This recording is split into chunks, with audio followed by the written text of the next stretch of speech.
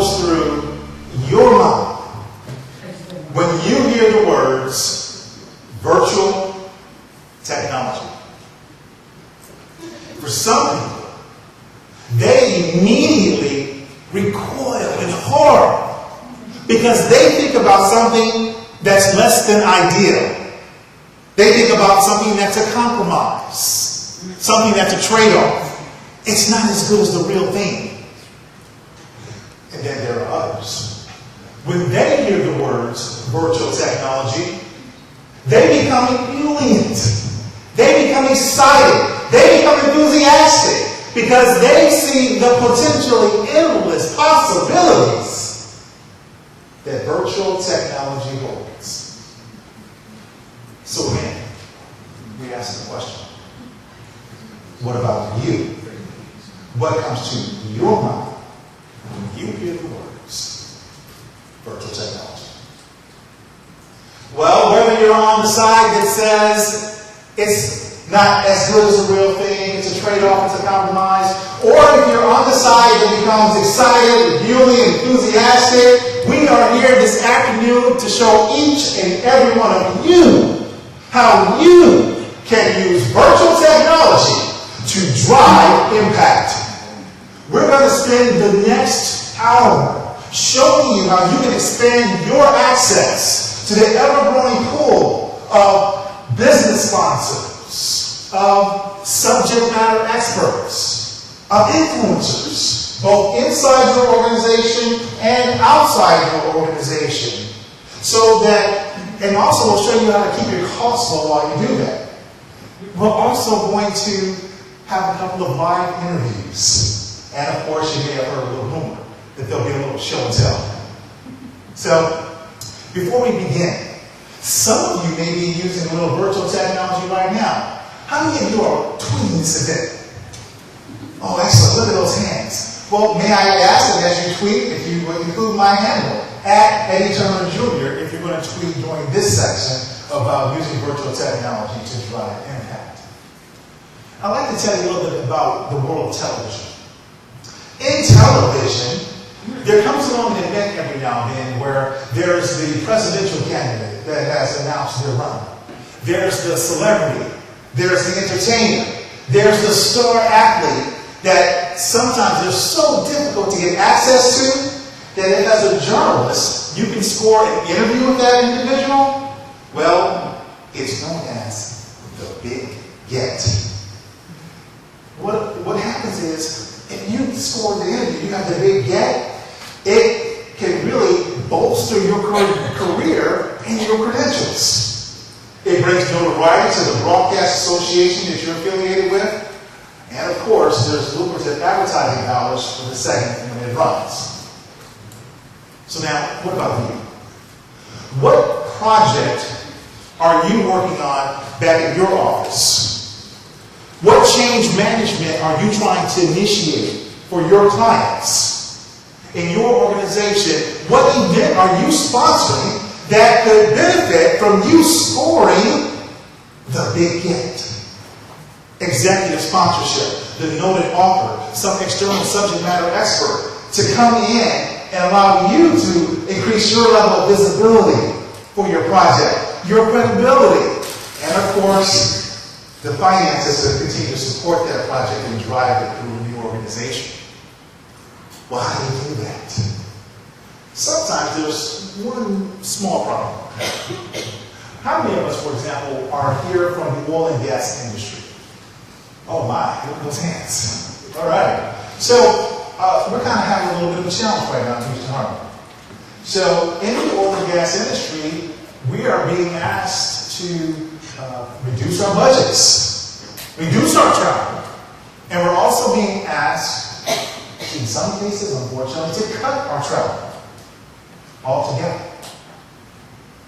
So now here's the problem.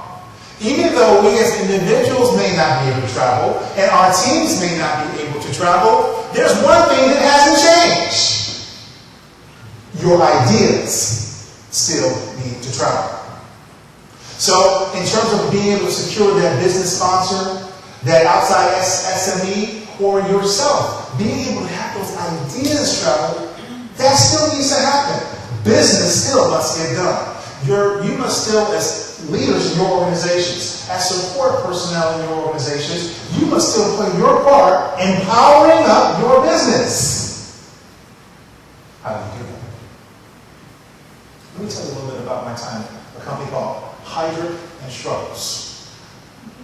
I spent about a year at Hydrant and Struggles as a consultant, and it was in 2008, 2009. Anybody remember what was going on there? I saw people do this. Yeah, the financial crisis, right? The height of it. And so the headlines that were happening then are very similar to what we're seeing here in Houston. Reduce budgets, cut travel, reduce travel. So the CEO, who I was working for in the organization, said to the person that hired me, he told us, he says, you have to get people out of the planes. We have to stop traveling. But of course, still power up the business. We had just launched a very interesting program. We took the top 40 executive search consultants across the globe, and we were going to deliver very specialized training for these individuals. They were the best of the best already, but we were tasked with making them even better. How do we do that? Well, one of the things we did is we designed a complete learning experience that lasts 6 months. And we brought in a lot of external SMEs. One of those SMEs was a man named Dan Brown. How many have heard of Dan Brown? A few hands? The Back of the Napkin. That's the book that Dan wrote. And at the time in 2008 and 2009, it was one of the top 20 books on Amazon. He's an international bestseller. Now, this concept of the back of the napkin is pretty unique. How many parents are going to know what happens if you take a crayon and you give it to a bunch of fireworks? What do? They kind of fight over it, right? Each of them wants their turn. What happens if you take a marker in a business meeting and hand it to a bunch of adults? We panic. That's right. They back away from it. We feel, well, I can't draw, I can't write, I'm not really that good. I'm not an artist. Dan's premise is the person who can draw the idea is usually the best person at explaining the idea, and that's because they understand it best. Being able to show your competency orally through explanation, but also by drawing it, he says, leads to securing the deal. It leads to securing the job. It leads to more opportunities in general. We use that concept for our highly successful executives. But now, here was the challenge. Dan was used to doing this in person. When we contacted this agent, this was only a face-to-face engagement. So we thought. But we told them, we don't have the budget for face-to-face, but we have something we'd like for you to try. We wanted to use virtual technology to drive an impact. So we gave him the proposal of using the virtual platform to be able to deliver the ideas, to get his ideas to travel. He decided to give it a try, and it was a huge success. We drove impact. But now there's something very interesting. You don't get an external thought leader like a Dan Rome without high-level internal executive support. So we secured executive support in the form of the Vice President of Learning and Talent Management, the Global Head of Talent Management. We also secured the Global Leader of Firm Services to support us. And we went all the way to the top of the organization in the form of Kevin Keller. So they gave us their support. It was the big get, getting the external professional, but also the internal support.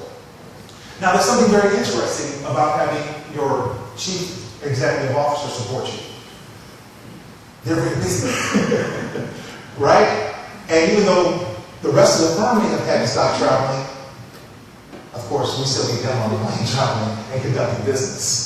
So, not only did we give us internal support, but we would ask for these senior leaders to show their support by kicking off our programs. And at times, it would come in the form of a recorded message. And that's nice. When an executive says, I'll put my brand on your program, I'll record a message that everybody can hear and see before the session. That's great. But we asked them to go a step further. We asked them to use virtual technology to drive impact. So Kevin agreed to open up our session by coming in virtually and talking to our audience. Now that is impact. When people realize the CEO has stopped what he's doing, even if it's just for 10 minutes, from anywhere in the world to open up and talk to them, that's an impact. People feel valued, they feel special, and they also feel like this program that you're running, it matters. So the executive support was the other key element. So how do we do this? How do we use this virtual technology? Let me tell you about this company called GE. You may have heard about it. Okay? I spent almost 10 years of my career working for GE, General Electric. I was an IT professional. Now, every so often, the chief executive officer would speak to the country. Okay? So Jack Welch, and later on, Jeff would have these town halls. Well, GE has this luxury of owning a company called NBC, that you might have heard of as well. NBC, so what he would do is he would go on over to 30 Rock here in New York, where a place where we record Saturday Night Live every day, right? And from there, he would broadcast to the country. Now, what would happen is in the remote offices, I was based in Chicago, Houston, LA, all the remote offices, we have these satellite trucks pull up, expensive equipment, and that's how the broadcast was handled. It was a very effective way of reaching all of the employees at the same time. And it was pretty exciting. There was always a pretty cool package put together for us for the hour. But now, how many of you have access to a broadcast network and satellite trucks? Nobody's raised their hand. I didn't think so. I don't have those either. So what do I do? Well, let me ask you, how many of you have access to something called WebEx? Cisco WebEx. Oh, lots of hands on that. Now, some smaller organizations, you may have something called TeamViewer, TeamCenter. Anybody use that? What about On24? No On24? What about GoToMeeting, Citrix GoToMeeting? Okay, excellent. Our chapter uses ATV. And thank you for contributing on the double back there. Our mobile device. What about Adobe Connect? Any Adobe Connect people? Oh, excellent. Now that's my personal favorite. So what I do is I use a web conferencing platform like Adobe Connect. And there's something else that I'll do. There's a phenomenon that's occurred in the industry called the consumerization of IT. That's a fancy word. Now what that means is this. At one time, technologies were so expensive, they were out of the reach of the average consumer. But now, the pricing has come down, and technologies that you needed to be a part of a big corporation before are now in the pockets of most people. So a webcam is an example. We don't need a broadcast studio, we just get webcams. I use a conference cam. And I use this conference cam from Logitech. And this conference cam is nice because instead of a webcam that's focused only on one person, this conference cam gives you a 180-degree radius of the room. And that allows you to give both directions, and for the presenter to be able to see the entire audience. And these are only a couple $100. So a robust web conferencing platform combined with a conference camera can go a long way. So I told you about what I've done in the past. What have I done lately? Well, I now have the privilege of working for FMC Technologies. FMC Technologies is an undisputed leader in oil and gas equipment servicing and manufacturing. I tell my friends back home that, like NASA, we go where no person has gone before, especially in subsea equipment. We've set records there. So one of the things I've done is I've started doing these town halls at FMC Technologies and a lot of other high-level executive events, ensuring that their ideas can still travel. At the end of one of these town halls, the executive who reached out to his division of about 1,500 employees using the Adobe Connect platform, said he sent these conference cameras to all the offices and all the bases out there in the field. At the end, the reaction was this. One of the quotes that came back in the survey, the employee said, he cared about us. I want you to think about it. The fact that he reached out not just to the office workers, but those in the oil field. You can see them in their oil field outfits. They got the helmets. They got someone got the scarves on and such. But the fact that he did that, they felt like he cared. We used virtual technology to drive an impact. When you think about an impact, do you think about something that's easily forgotten? No. You think about something that leaves a mark.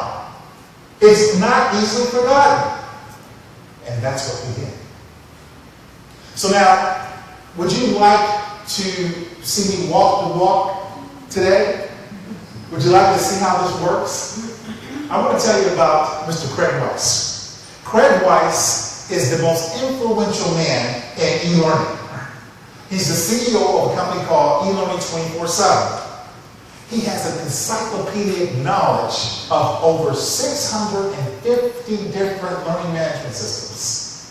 He guarantees that he will find you 3 options within 30 days that fit your company's needs and budget. He also has a blog that he writes that reaches over 154 different countries and territories every week.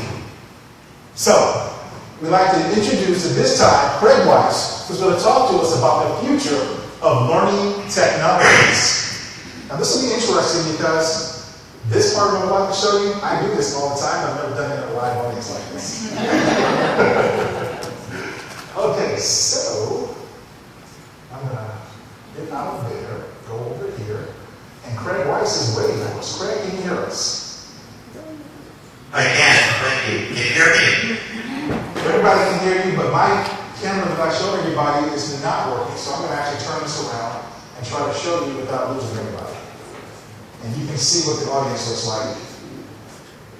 Everybody will be seeing, okay? Hey, great. Lots of people. I appreciate that. Thank you very much for the introduction. My name is Craig Weiss. Today we're going to be talking about the key trends of the future of learning technology. And when we talk about learning technology, I think there's 2 streams of thought. First and foremost, we're going to be looking at it from an online learning perspective. So, to me, online learning means e-learning. And so that's one piece. Then there's the other where you look at learning technologies which are in a seminar room or a classroom, which somehow face-to-face learning. And in that term is called digital learning. So, if you think of e-learning, it's an actual giant umbrella for online learning. And then we're starting to get sort of a splinter here where you have anything kind of online learning here, anything with digital learning kind of here. And one of the pieces we'll talk about is virtual reality, where I think eventually it's going to be incorporated. It's already starting to have online capabilities. Okay, Eddie, I can't change my slides. Bottom left-hand corner, Craig. Bottom left-hand corner, Craig. Can you see the 2 arrows? The 2 arrows in the bottom left-hand corner. Can you see those? A little more on this. Can you just control them for me? Sure. Oh, wait.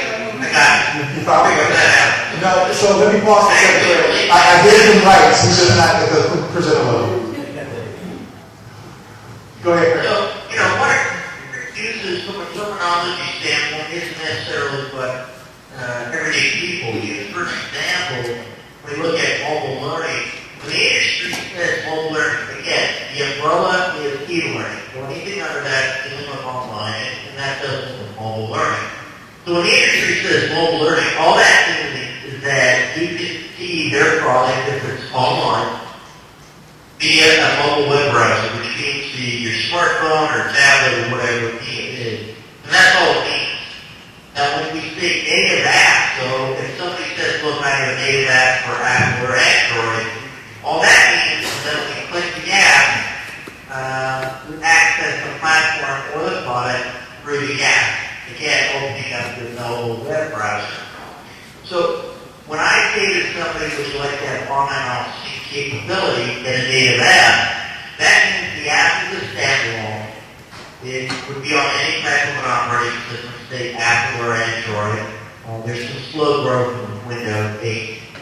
And then what happens is that the learner has the ability to take courses, assessments, all different types of things offline, off the internet. They lose internet connectivity. Then when they get the internet connectivity back, it pushes all that information right back to a learning management system or a learning platform. If you're using a cloud-based authoring tool, it pushes that back into a cloud-based authoring tool. So that's what we talk about from a mobile learning standpoint. And with this mobile learning within a self-contained, again, on OpSync app, we're starting to see manager and instructor features. So it's going beyond just the learner perspective, it's starting to expand.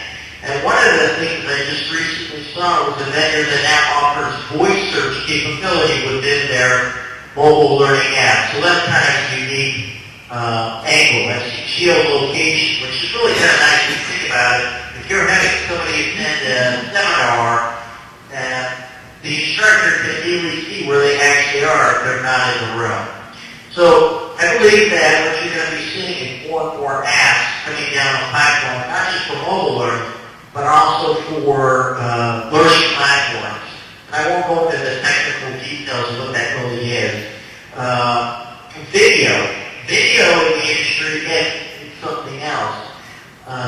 Most of the time when people shoot video, they're not doing it at a production house. They might be recording with screens or doing a variety of other things. One of the biggest challenges in the industry, though, is shooting video on your smartphone, which a lot of people do today, or take pictures, and then uploading it directly to a SaaS-based authoring tool or desktop authoring tool, whatever it might be, and even a learning management system. There's only a few that actually enable that direct contact from the device right into the solution. What is going to slowly gain steam is what's called video streaming, and that means real-time video. When I say real-time, I mean that you're looking at it in real time, it's streaming, there's no delay, it's not you accessing it, 2 hours later, it's an actual real time. And it actually sits on, again, not getting overly technical, but on a different server typically than where the learning platform is. The power of video streaming, or even at some point taking a course, if you think about it, you get a lot of recording, a lot of people do that. And the only option today is to take that as an MP4 and put it into, say, either put it directly to the learning platform or put it where it has the capability of being wrapped into an authoring tool. But what if you take that video and right now when you upload it, the system can tell you, if we're looking at a learning management system, can tell you how many times somebody viewed the video and how long. But let's say you want to add chapters and do a bookmarking capability. While there is a product out there that does that, some systems are starting to change those kind of pieces. And what I find very interesting about video streaming and in fact all technology online is today, technology is advancing from bandwidth or you using internet connectivity. But it all depends on where you're located, rural area, whatnot. There are a couple of providers out there today that can do 300 megabits per second. One does 500 megabits per second. There's no doubt in my mind that no later than 2017, you'll see somebody doing 1 gigabyte per second coming down off internet, and it would be done by cable. But there's no doubt we're going to see that. And as a result of that, that expands normal capability in anything you're doing from a technology standpoint. The third piece is gaming and gamification. Gamification, if you do it in an structured environment or your workplace, is different than what gamification is online. And that kind of creates confusion for people. Gamification online is using gaming elements in a non-game environment. So the standards in the industry today is a leaderboard, rewards, I think that that's a point, but there's no true games. I mean, the games that we see today online are pretty pathetic. You know, I remember one that looks like something like Zork, if anybody remembers, the late 80s, was text-based. And, you know, some of the early days of Atari 2600. So, you know, you're not getting super robust. I mean, some people think that it's going to look like World of Warcraft or something of that nature. That's just not the case. But systems are slowly starting to adapt, and even the product. So even if you went purchase a game online for online learning, it doesn't look as nice as what you're anticipating.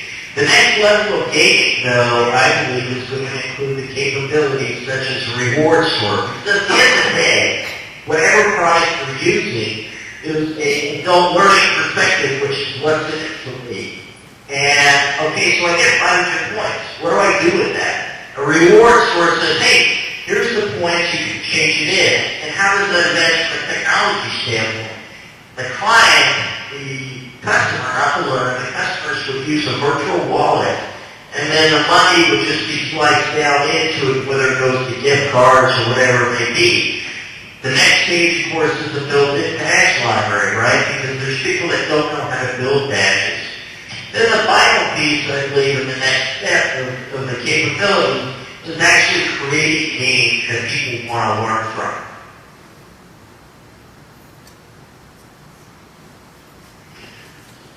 When we talk about gaming or learning technologies, what has it taken on? Connected technology is actually sort of seen in education.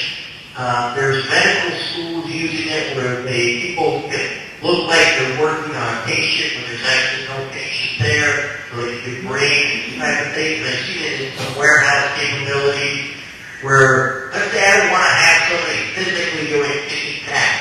I can use Connect technology so that they focus right on it. And what happens with Connect technology is your brain actually, if you're looking at it long enough, immerses you. It's immersive learning.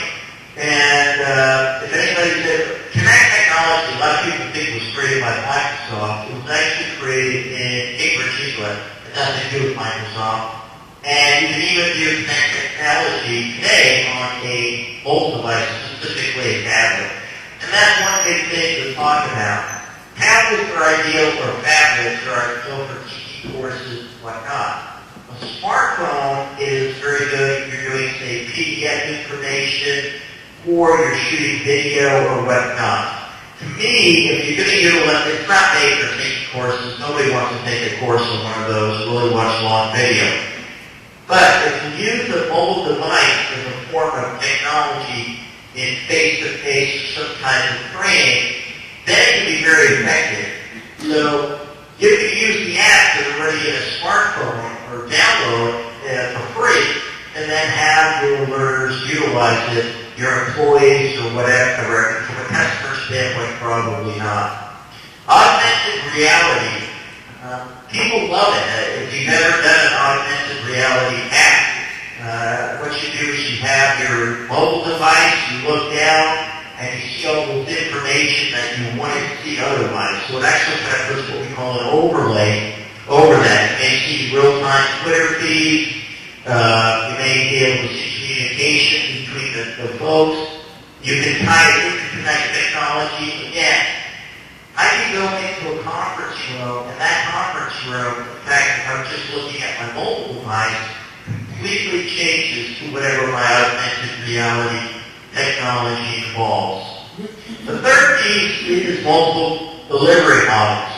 I don't know if people have a Roku. I think it's sort of like, I have one, but I use now the Fire app. It's the same premise. There's good products that have created apps for smart TVs that they have. There's been companies that have tried it on Roku devices. But generally speaking, no one's really tapping too heavily into the market. If you have an authoring tool that's stats-based, one thing that does this, they say, look, you can create a course on your Xbox. And that's true, because Xbox has, even Xbox Live, the One, has the Internet Explorer on. So I could be doing that in real time, creating courses or taking courses, for example, through a learning platform and LMS online. I could be doing a lot of things even in performance management and so forth. Anything that's online through Internet Explorer. Same thing's going to be happening with Sony.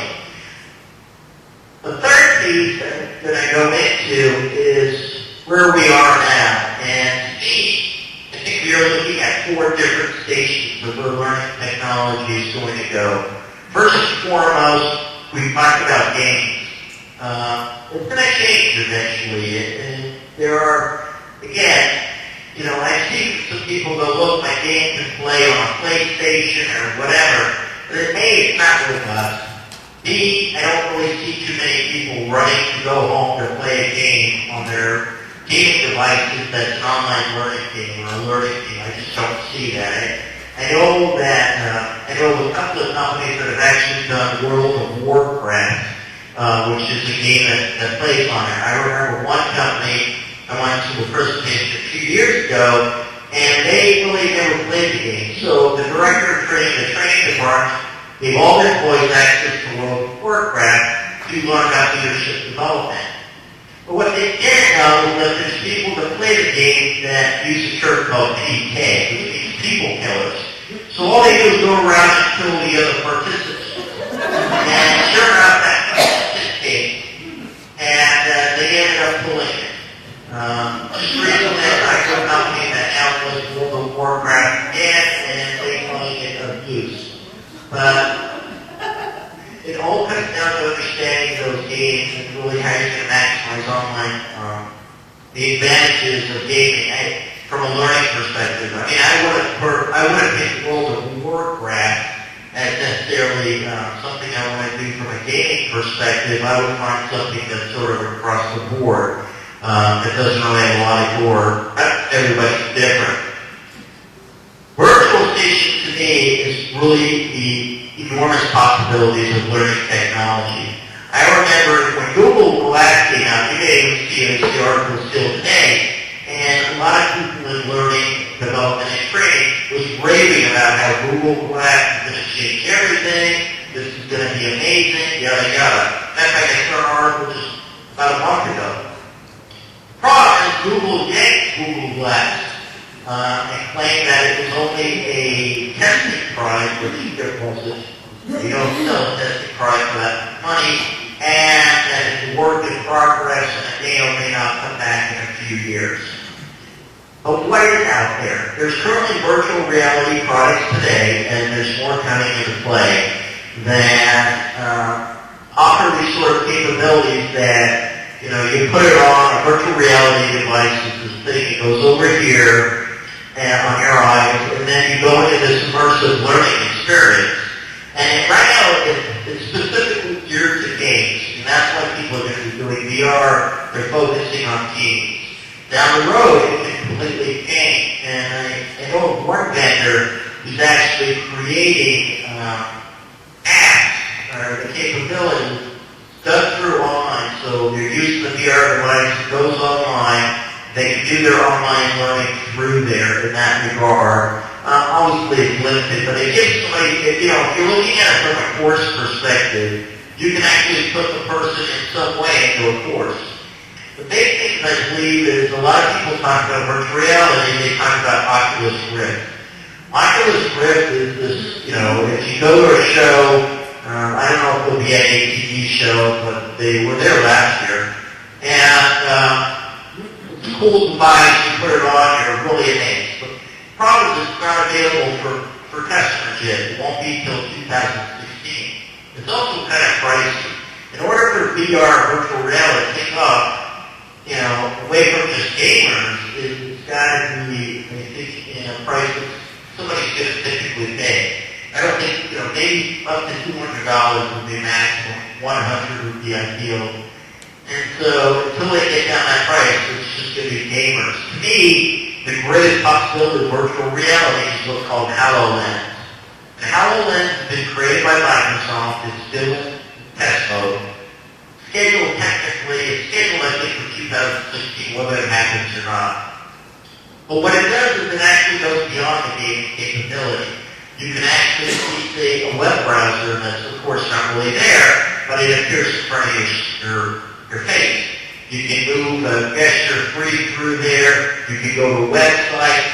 And when I look at that possibility, I look, wow, I can actually have somebody virtually in a learning management system. I can actually put them into courses and any kind of course that might be. I can actually have them in different types of an experience because that's what they're seeing and going through to. And I want to actually jump down to gesture and voice station first because today I have like a little small device that I connect to my computer. And my computer is either a giant screen over here and a laptop. Neither of them are smart screens or touch screens. But what I can do with this device is I can actually now create it as a touch screen. So it uses my gestures in my hand. I did this or this, and the pages would change. I can do drawing with my finger, all these kind of capabilities.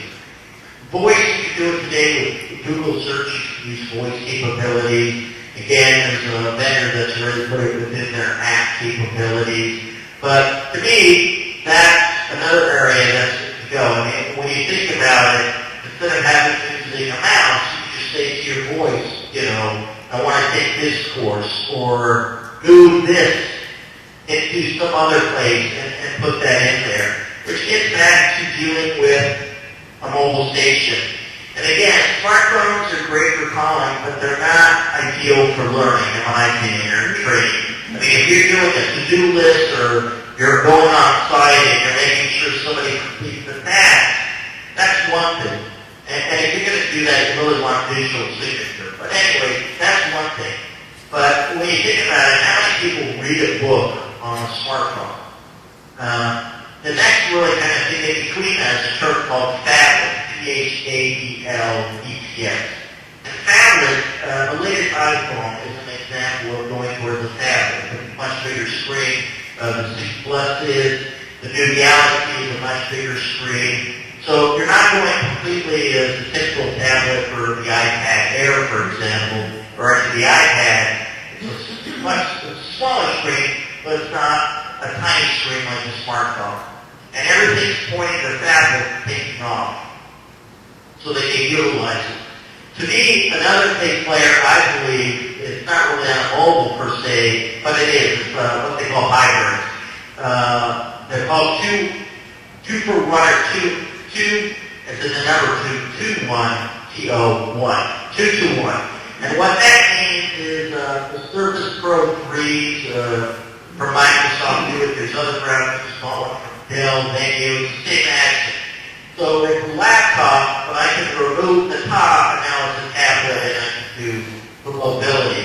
The advantage of these kind of devices is they're really made for business work, where if anybody has a tablet, and I typically travel internationally with a tablet, is that although I have all my products on there to do business, it's not ideally made for business, where these devices are. And they're going to come down in price. And right now, the price prohibitive for a lot of people, but I do know some companies that are replacing their computers and then putting in Surface Pro 3s, for example. So there is going to be a much bigger growing market on the 221 as we go forward, and again, it creates this hybrid experience for everybody else. So open up to any kind of questions you might have. If that's available, I'm here at beautiful Los Angeles. The power of virtual technology at its forefront. And again, it's just going to continue to get better. Thank you very much. Thank you, Craig. We appreciate that very, very much. So at this time, we have a couple of cameras that are positioned to go through the audience. Cameras. A couple of microphones. Does anyone have any questions for Craig? And while we wait for the questions, thank you all who are trying to help me. I'll tell you about my secret later on, but I never give a presenter rights. I only give them rights to control the slides. So I'll tell you about that in the side, those who want to know how and why I do that. Okay? Any questions for Craig? Got a couple of volunteers who help us with the mics. Thank you. All right. Well, Craig, thank you so much. We appreciate you coming to us from California. we consider being able to get you here for us today, we consider this the big get.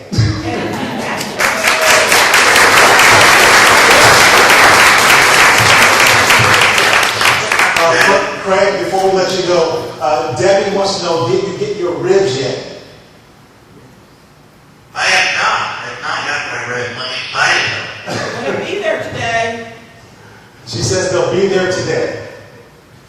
So you guys paid Craig? All right, He's from Texas, and so he wanted Texas ribs. You got a lot of witnesses here. All right. Well, great. So we had a chance to bring in Mr. Craig Weiss, and we wanted to take advantage of that. So now what we're going to do is we're going to change gears and go right back to our PowerPoint deck. Where we left off at. And I didn't hit the right button, so sorry. All right, so we took you through the idea of virtual technology, and we said that your ideas still need to travel. And we told you about a couple of ways of doing that, right? Using the right virtual platform, using a virtual platform of your choice, incorporating webcams or a conference cam. And then we got Craig Weiss talking about the future of learning technology. But we also have one more guest for you. How many of you got a chance to meet my friend Maria Vedral over in the vendor space earlier? Well, she's got a little friend, a robot called the Double. So the idea is sometimes it's not about scoring the big get and who you can bring in. It's about where can you go. How many of you in the oil and gas industry have sites that you need to send trainers to all the time, or that your leaders need to go to because they're managing the staff? How many of you are facing that? Many, right? We have offices in Africa. We are in Singapore. Our biggest problem is sometimes we have very specialized training. Only 1 or 2 people in the whole globe can do it, and we spend a lot of money sending them to these locations. So we're excited to welcome Maria Vedral and her Double. Maria?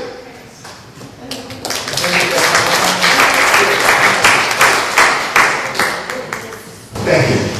Sorry, I think that microphone. Thank you.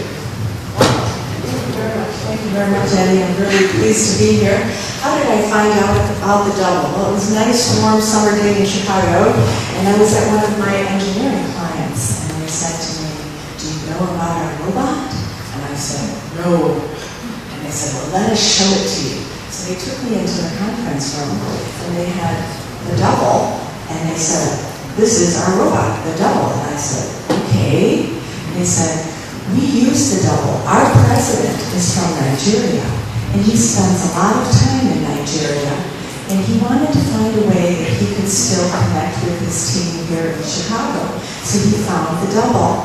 And so what he does is, whenever he would like to visit his team, he wakes up the Double, logs on to the internet, and starts walking through his office and talking to people. He even had a meeting with his banker on the Double.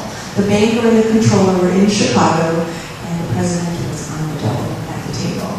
Pretty cool. So I learned about this on a Friday, and then I went home, and my wheels were turning because I'm one of those people who loves technology. And I kept thinking of all different ways to use the Double in nursing homes, and education, and business, remote workers. And I was so excited Monday morning, I called up Double Robotics and I said, "Any chance I can become a distributor?" They said, "Yes." And I said, "Oh my God, this is so awesome." So here I am. Thank you for having me here. So well, Adam, may I introduce you? I introduce Adam Sitter. This isn't my husband who was here earlier, but you couldn't see him. You could see us. This is Adam Sitter. He's on my team, so he's joining us today. Hello everyone, I'm in Richmond, Virginia. Put your microphone on. Did you want to turn up your volume a little bit? Oh yeah, sure. Thank you, Maria. Okay, so that's Hi, I'm Adam Sitterding. I'm with Silver Edge, and I'm in Richmond, Virginia. Can everyone hear me okay? Yes. Fantastic. Wonderful. And yeah, I'm just using Google Chrome on my PC with a webcam and microphone. And I could hear the presentation earlier very clearly from the back of the room. And the double just uses an iPad and an app to command the robot. So it's very simple. So some ways that the double is used in business is Richard Garrett from Polarium in Austin, Texas.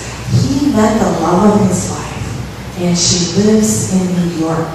So what did he do? He married her and moved to New York, of course. What else would he do?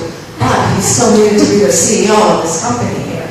And so what he did is he purchased a double. He literally spends 3 weeks a month on the double in the office. At 8 o'clock in the morning, gets on the double, walks around, collaborates with his team, takes a break at lunch, and then maybe some other meetings. And then 1 week a month, he actually flies down to Texas. So pretty cool.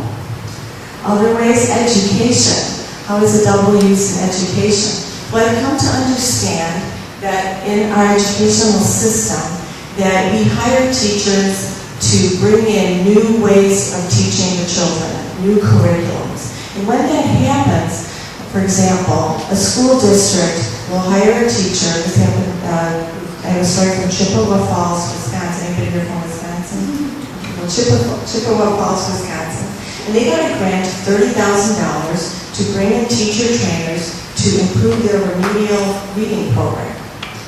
And that's what they did 1 year. The next year, they added the double. They reduced the cost to $10,000 because that teacher was able to visit all those schools in less time and less money. There's another school district that actually saved $75,000 with that, using the double. Fantastic. Yeah, isn't that great? Yeah. And then our own personal experience, then you can show a little, did you want to show how you can take the double up and down, how you can bring yourself to different heights? Yeah, if you're talking to somebody and you're face to face and they're standing, you probably want to be at this height. But if people are sitting, you can lower yourself, and that way you're talking at eye level. And it's all very easy to control. And you can look down at your feet, which I guess aren't feet, but so you can see so you don't run into something, because it helps to get around conference rooms and chairs and things of that nature. And then you can park the double with this little park button, and it puts down like kickstand so that the double can save its energy, and you can sit and watch a presentation like I was doing from the back of the room, which is really helpful for like an hour-long presentation.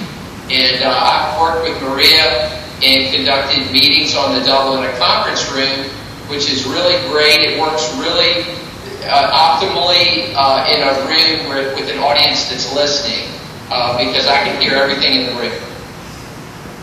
It is funny because sometimes people think, oh, he's not here, and he's like, I can hear you. That's right. One of our favorite, we just had an experience in Chicago that was just phenomenal. I know if you're aware of the Washington Award. The National Washington Award is given out to an engineer that has had a huge impact on our world. And some of the prior winners have been Bill Nye the Science Guy, Herbert Hoover, the famous astronaut, right now his name escapes me, the dean the engineer who created the Segway was also a winner. But this year's winner was Dr. Bernard Amadei. He's from France, but he teaches currently at the University of Colorado at Boulder. He is the founder of Engineers Without Borders, among his other many accolades. And so he came to Chicago to receive this award, and his wife and son were not able to travel. And so we were sponsors, and I said, would they be interested in the double? And so at the very last minute, his wife says yes, and he says that, and we meet Dr. Amadei, and I said, okay, she's never been on it before, I'm all nervous that everything is going to work right. And he said, yeah, my son doesn't like people do it, he's in his 20s. I said, okay. So Robin gets on finally, we're at the reception already, so I'm like getting nervous, and people are walking around. And I see the son is right there. He's helping her. Well, he didn't want to get off after that. It was a lot of fun. They went over to a mirror. They were looking at each other.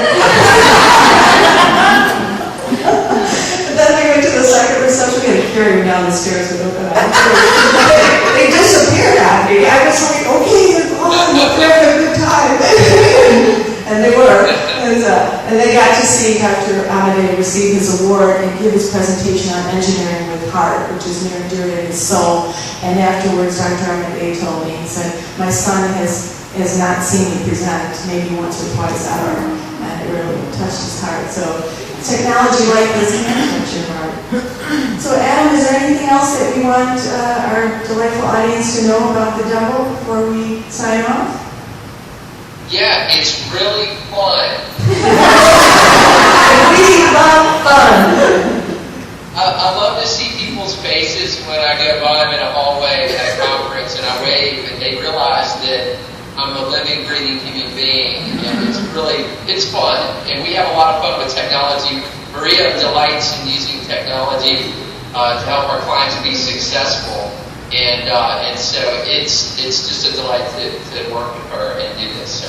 Thank you, Adam. Oh, and just really quick, just the price. It's $2,500 plus the iPad.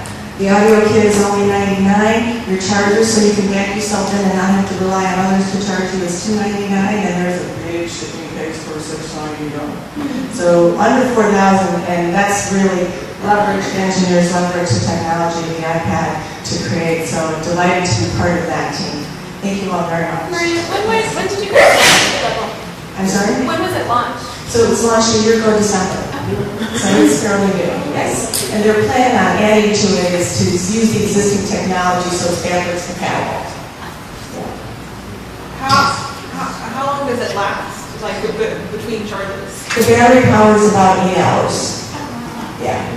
And then when it's hooked together right, then when you charge the bottom, it charges both the iPad and the bottom for you. And is it only for use with an iPad, or can you use another tablet? Only up here, this has to be an iPad, because it's leveraging the iPad technology. You can drive it with a tablet, with Google Chrome. And I think it's a full-size iPad, and you can use an iPad Air. Within here. They got a sleeve that you put in there. And if you know the username and password, you can just log on, or you can also invite people for a certain space and time. So I was talking to a couple folks earlier, and they're in the audience, and we're talking about having it in a nursing home. And I thought to myself, I thought about that before, but I thought, who's going to pay for it? Well, then I thought about it, why wouldn't the people who want to visit pay for it? So you could say, okay, you could be on the double for $30 for an hour or something, and that way they could pay for it, and we could all more delight ourselves than others in our lives, which is what I believe life is all about, just be joyful. Right. One more thing, Maria, you can also drive the double with an iPhone with the double app. Yes, and I've done that. I told the story, but I'll tell you what the heck right now. My husband was at a private trade show, so he had the double there, and he wanted to test it out with me to make sure everything was working. Well, I was at the hairdresser's, okay? So I said to Alex, I said, do you have some internet here for me? I could use with my, I've never done it on an iPhone either, so this was brand new. And he said, yes, you need the internet code. So I had foil in my hair, and I thought, you know, you could see yourself in the little corners. I just made sure that nobody could see the foil. It worked great. Anything else, Ed? No, it's everyone needs to try one. So let Maria know, right, if you want to try it out. Me and my double decker. Okay, thank you. One more question? I'm sorry, is that the one they used in the Big Bang Theory show? Not sure. That could be. Thank you so much, Maria.